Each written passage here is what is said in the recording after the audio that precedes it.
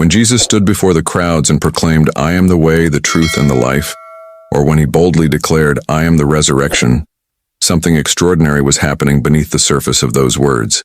Most people throughout history have interpreted these statements as claims of his unique divinity, as if he were saying something that applied only to him, the Son of God speaking from a place no ordinary human could ever reach. But what if we've been missing the entire point? What if Jesus wasn't separating himself from humanity, but rather showing us the doorway to our own divine nature? Have you ever wondered why Jesus chose those specific words when he declared his divine nature? Why not use elaborate theological explanations or complex spiritual formulas? What if I told you that hidden within the simplest declaration he ever made lies the master key to every miracle, every healing, and every transformation he performed, and that this same power is available to you, right now, in this very moment? Think about this for a moment. Has this ever happened to you? You've prayed earnestly, desperately even, for breakthrough in your life, perhaps for healing from an illness that won't release its grip, for financial provision that never seems to arrive, or for peace in relationships that remain broken. You've recited prayers, attended services, read scripture, followed spiritual practices with sincere devotion. Yet somehow, the transformation you long for remains just out of reach. The problems persist, the struggles continue, and deep down you begin to wonder if there's something you're fundamentally missing about how spiritual power actually works. But before we begin, please hit the like button and let me know where in the world you're watching from today. It's always fascinating seeing who's joining us from around the world. And if you haven't already, make sure to hit that subscribe button and turn on the notification bell so you don't miss any of our future videos. Here's the truth that changes everything. Jesus wasn't making philosophical statements when he used the words, "I am." He was demonstrating a consciousness principle, a spiritual technology, if you will, that operates according to exact laws. Stay with me until the end, because what you're about to discover might surprise you. It certainly transformed everything I thought I knew about prayer, healing, and the nature of divine power. These two simple words, "I am," contain a secret that most people walk past their entire lives without recognizing, even though they use these words dozens of times every single day. Consider how casually we throw around this phrase. I am tired. I am worried. I am broke. I am sick. We think we're simply describing our current circumstances, making innocent observations about our temporary state. But what if every time you speak those words, you're actually engaging a creative force of unimaginable magnitude? What if "I am" isn't just a grammatical construction, but rather the most powerful declaration available to human consciousness? The very same consciousness that allowed Jesus to heal the sick, raise the dead, and transform physical reality itself. The mystery isn't in the words themselves, but in the consciousness behind them. And right now, you're about to discover why understanding this distinction could be the missing piece that finally unlocks the spiritual breakthrough you've been seeking. The fundamental problem with the way most of us have been taught to pray reveals a hidden truth that completely transforms our understanding of spiritual power. When you face a crisis, perhaps a medical diagnosis that shakes your world, bills piling up with no solution in sight, or a relationship crumbling despite your best efforts, what's your first instinct? You bow your head, close your eyes, and begin pleading with God. You ask for intervention, for help, for someone or something outside yourself to reach down and fix what's broken. This is the pattern we've inherited, the spiritual mindset passed down through generations. But here's the revelation that changes everything. This entire approach is built on a misconception that actually blocks the very transformation we're seeking. Think about what's happening in that moment of traditional prayer. You're positioning yourself as separate from the divine power you're calling upon. You're essentially saying, "I am here, small and powerless, and you are there, distant and mighty. Please bridge this enormous gap and solve my problem." Every word reinforces the belief in separation. Every plea confirms your sense of lack. The very act of begging implies you don't already possess what you need. This isn't just ineffective, it's actually reinforcing the consciousness of limitation that created the problem in the first place. Smith Wigglesworth discovered this profound truth through his own journey of spiritual awakening, and it revolutionized not just his understanding but his ability to demonstrate divine power in practical, tangible ways. Now here's where the real breakthrough happens, where everything you thought you knew gets turned completely upside down. When Jesus declared, "I am," he wasn't talking about his human body walking the dusty roads of Galilee. He wasn't referring to his personality, his history, or even his role as a teacher. He was making a declaration that transcended all physical identity. He was stating that the presence of God itself was his only true identity. Not that he had a connection to God, not that God was with him, but that the I speaking through him was divine consciousness itself, expressing in human form. This wasn't poetry or metaphor.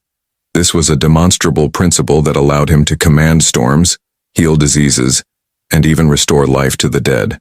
The impact of understanding this cannot be overstated. Everything we've been taught positions God as external, out there somewhere, beyond us, above, us separate from our everyday experience. We spend our lives trying to reach God, to please God, to get God's attention. But what if that entire framework is backwards?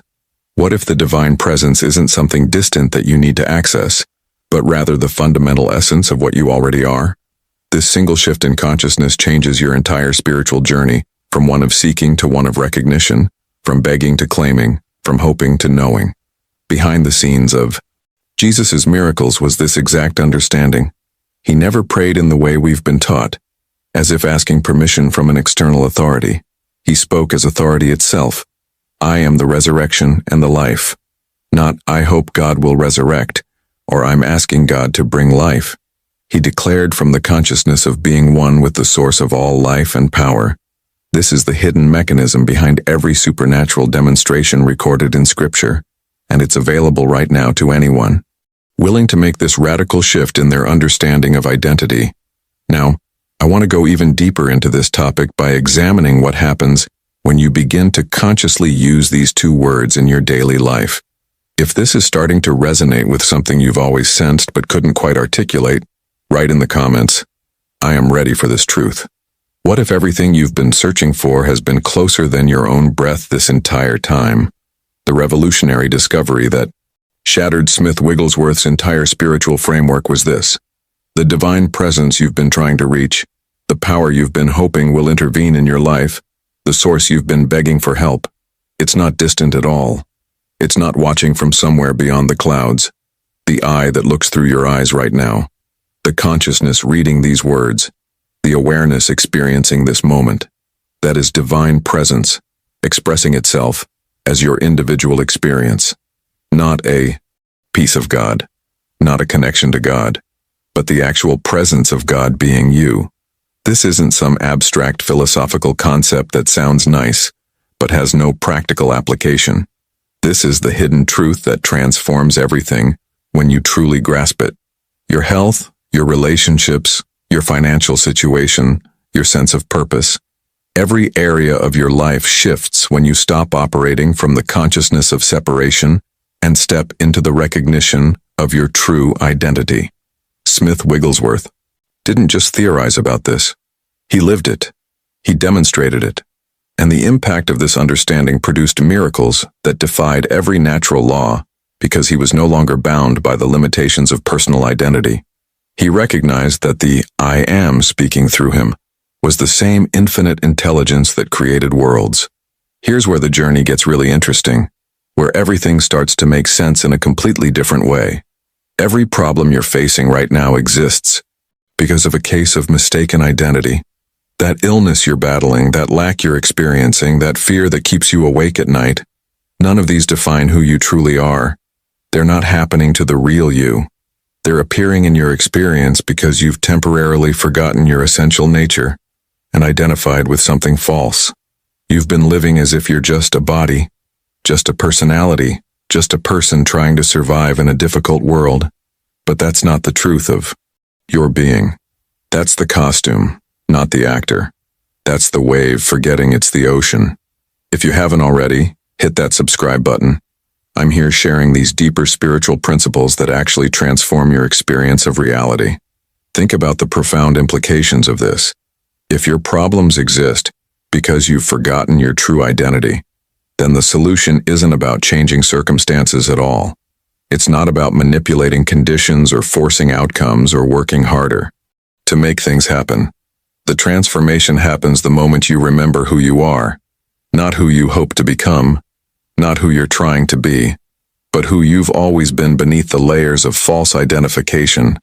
This is why affirmations often fail, why positive thinking alone doesn't produce lasting change, why you can't just think your way into a better life. You're not trying to create a new identity. You're uncovering the one that's been there all along, buried under years of conditioning and misconception. The entire landscape of your reality shifts when you move from, I am a person seeking God's help, to I am the presence of God expressing in this form. Suddenly prayer becomes recognition rather than petition. Healing becomes remembering rather than achieving. Abundance becomes revealing rather than acquiring. You're not trying to get something from somewhere else anymore. You're allowing what's already present to become visible in your experience. This is the mindset shift that changes everything. Not gradual improvement through effort, but instant transformation through recognition. Now, I want to go even deeper into this topic by showing you exactly how this plays out in everyday language and why the words you speak after I am are literally creating your experience. If you're beginning to see how mistaken identity might be at the root of your struggles, drop in the comments. I'm ready to remember who I am. The most profound revelation in all of spiritual understanding is this. We've been living with a solution to a problem that never actually existed. For countless generations, religious tradition has painted a picture of God as distant, separate, somewhere beyond the reach of ordinary humans. We've built entire belief systems around bridging this supposed divide. We've created rituals, ceremonies, and practices all designed to help us connect with something we think is separate from us. We've spent lifetimes on a journey toward a destination that was never away from us in the first place. The gap we've been trying to cross was nothing more than a collective illusion, a mistaken perception that's been passed down so long we've accepted it as truth without question. Smith Wigglesworth's breakthrough came when he realized that every prayer asking God to come down or be with me was reinforcing the very separation that blocked divine power from flowing. The instant he understood that God isn't something external to connect with, but rather the fundamental I of his own being, everything changed. Not through years of gradual growth, but in a single moment of recognition. The foundation of his entire existence shifted from seeking connection to recognizing presence. This wasn't about believing something new. It was about seeing through something false. Now here's where this understanding becomes intensely practical and reveals the hidden mechanism behind why your life looks the way it does right now. Every single day, probably dozens of times without even noticing, you make declarations using the words, I am. You wake up and say, I am tired. You look at your bank account and think, I am broke. You feel pain and declare, I am sick. Someone criticizes you and you believe, I am not enough. These seem like innocent observations, simple descriptions of your current circumstances. But something far more powerful is happening behind the scenes of these casual statements. When you say, I am, followed by any condition, you're not just describing reality. You're actually claiming that condition as your identity. You're taking the infinite presence that you truly are and binding it to temporary, limited circumstances. Think about the impact of this. The I am in you is divine consciousness itself, the same creative power that spoke worlds into existence. And you're using that power to declare, I am afraid, I am failing, I am stuck. You're essentially saying that the infinite, eternal, all-powerful presence that is your true nature is now identified with lack, limitation, and fear. Can you see how this perpetuates the very experiences you're trying to escape? This is the mindset trap that keeps people circling the same problems year after year. They don't realize that their words aren't passive descriptions, but active declarations of identity. Every time you attach I am to a negative condition, you're reinforcing that condition in your experience. You're giving it the power of divine creative force.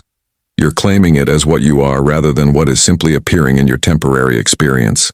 The transformation that's possible when you understand this is immediate and profound, not because you're creating something new, but because you're stopping the process of claiming limitation as your truth. Now I want to go even deeper into this topic by showing you exactly how Jesus modeled a completely different way of using these powerful words. And what happens when you begin to align your declarations with eternal truth, rather than temporary appearances. If this is clicking for you and you're starting to see the hidden truth in your own speech patterns, share in the comments. I see how my words create my reality. Jesus demonstrated something revolutionary that most people completely miss when they read scripture. Go through every recorded statement he made, and you'll notice an extraordinary pattern. He never once said, "I am sick," "I am lacking," I'm afraid," or "I am unworthy." Not even once. Every single time he used those two powerful words, he claimed only what was eternally true about his nature. I am the resurrection and the life.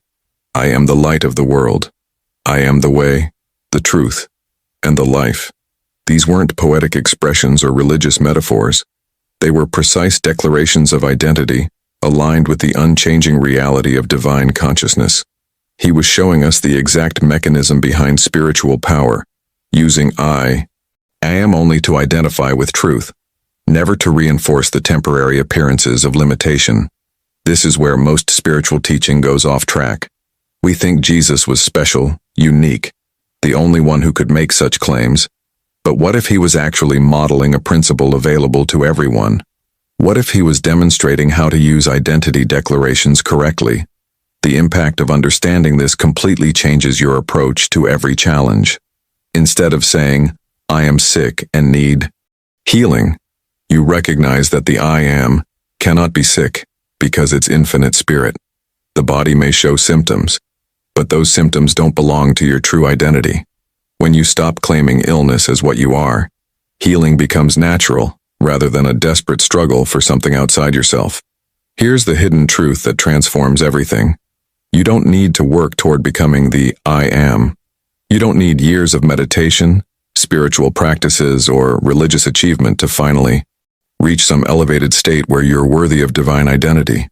The entire journey we've been taught, this long, arduous path of becoming spiritual enough, pure enough, enlightened enough, is based on a fundamental misconception. You're not trying to become something you aren't. You're simply recognizing what you've always been beneath the layers of false identification. The divine presence isn't a destination you're traveling toward. It's the foundation you're standing on right now while you're searching for it somewhere else. Think about the freedom in this revelation. Every spiritual practice you've struggled with, every failure to reach some imagined state of worthiness, every moment of feeling not good enough, all of it falls away when you understand that you already are what you've been seeking. Your spiritual journey isn't about transformation in the sense of becoming something different. It's about uncovering what was hidden, remembering what you forgot, recognizing what was always true.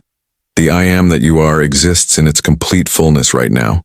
Not 10 years from now after you've perfected yourself, not after you've meditated enough or prayed enough or studied enough. Right now, in this moment, exactly as you are, the infinite presence is your actual identity. This mindset shift changes everything about how you approach your daily experience. You stop waiting to become spiritual and start living from the recognition that you already are the presence you've been seeking. You stop trying to develop or create the I am, and simply stop identifying with what you are not.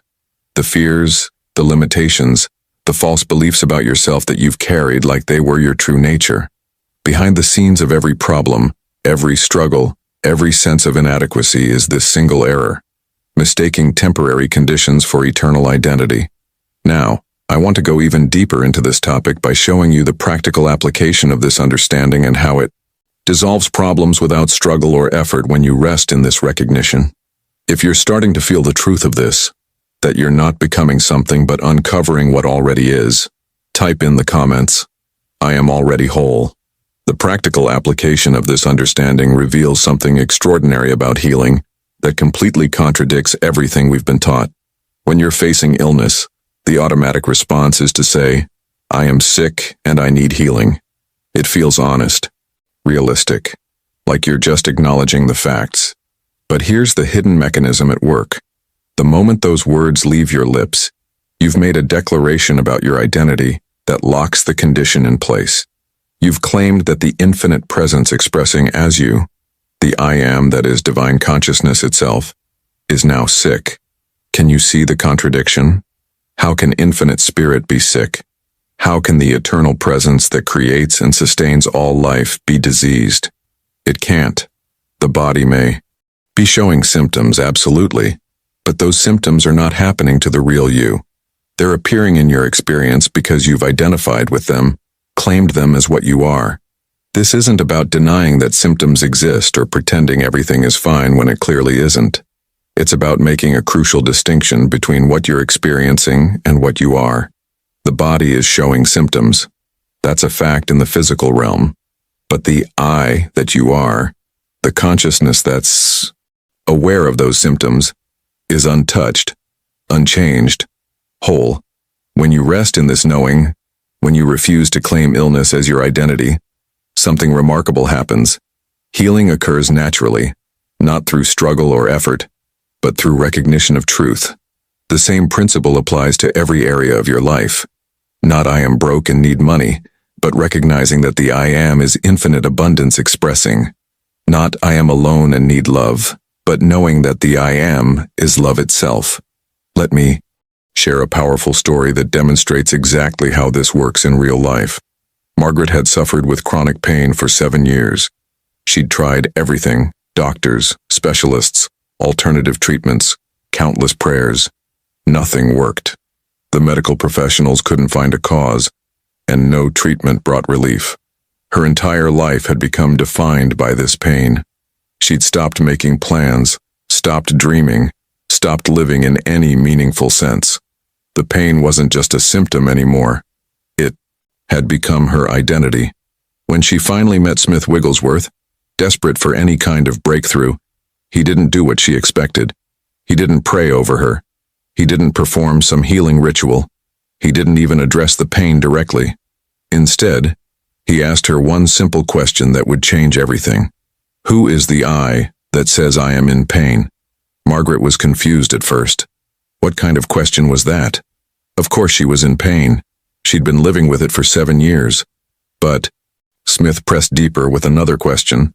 Can infinite spirit hurt? Can God suffer? And then he asked her to sit in silence and really contemplate these questions.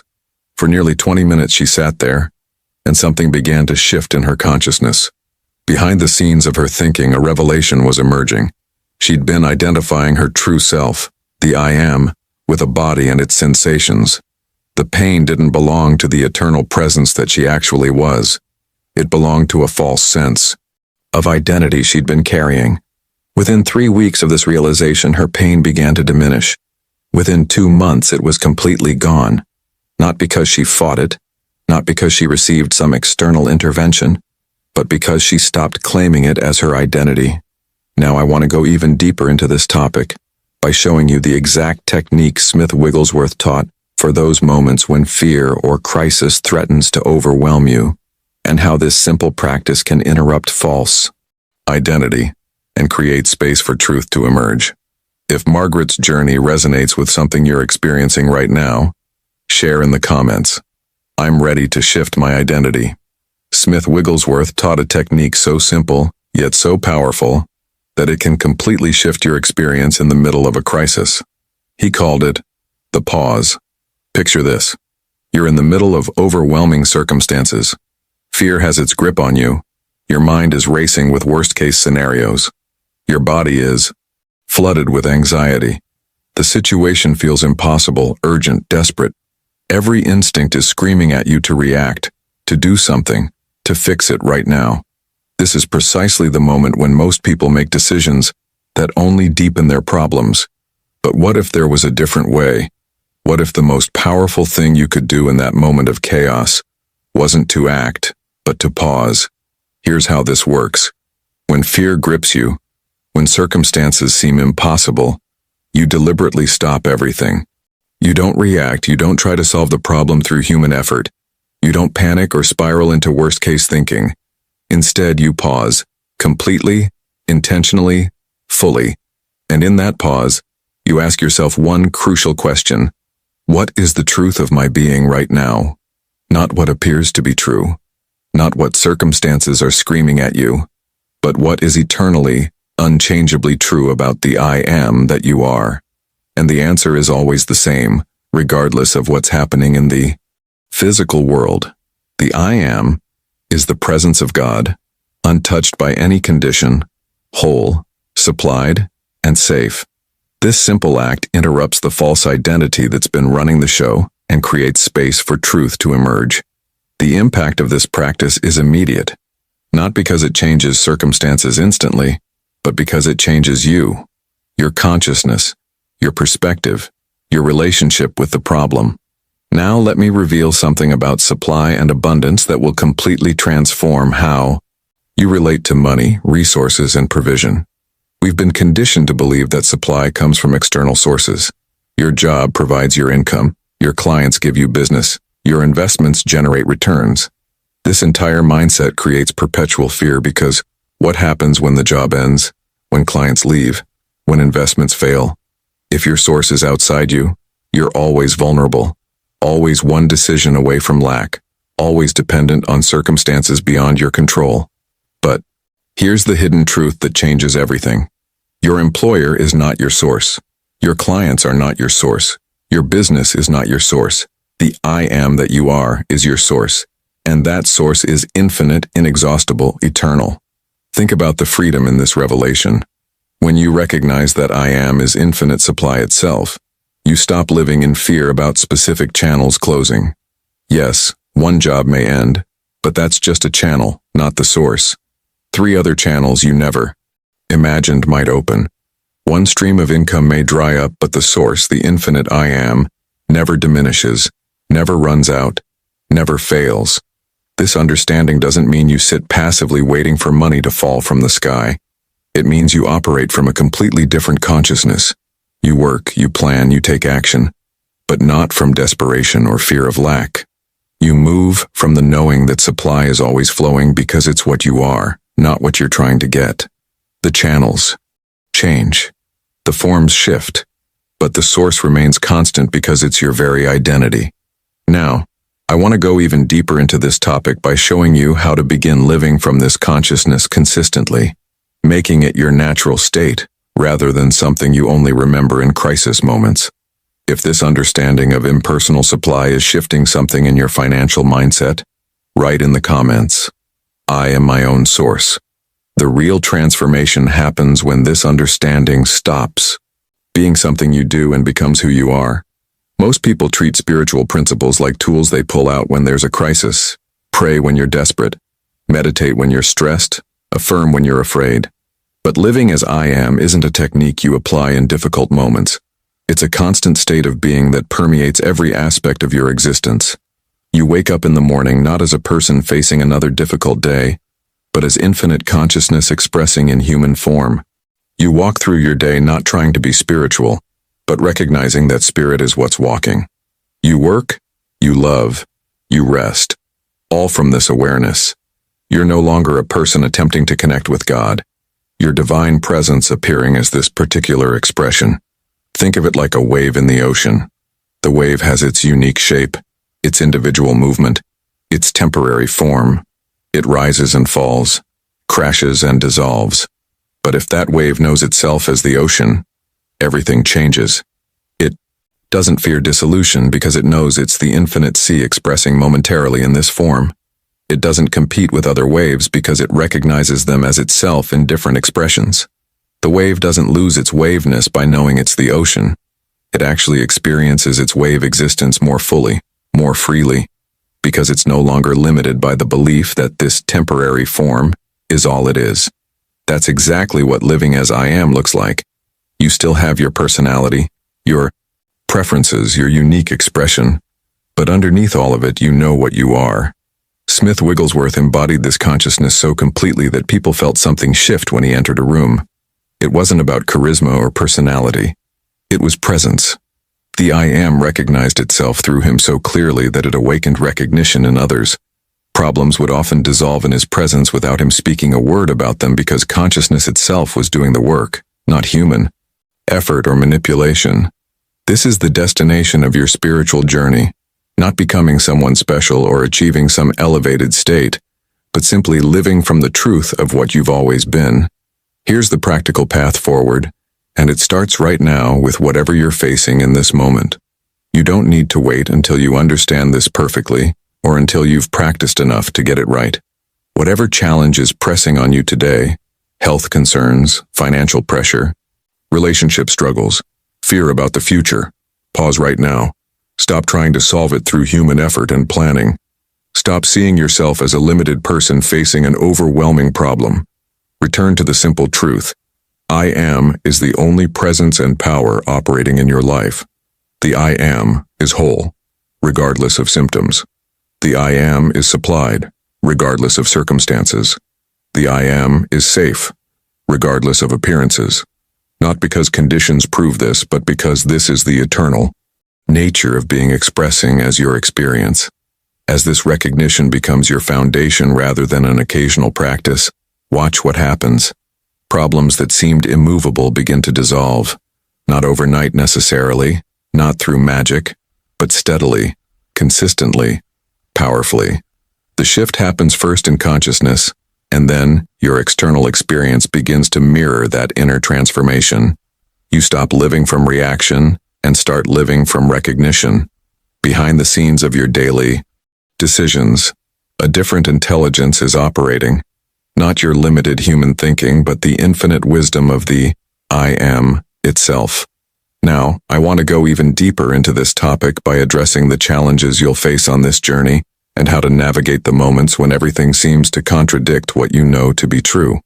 If you're ready to make this your constant state of being rather than an occasional practice, share in the comments, I choose to live as I am.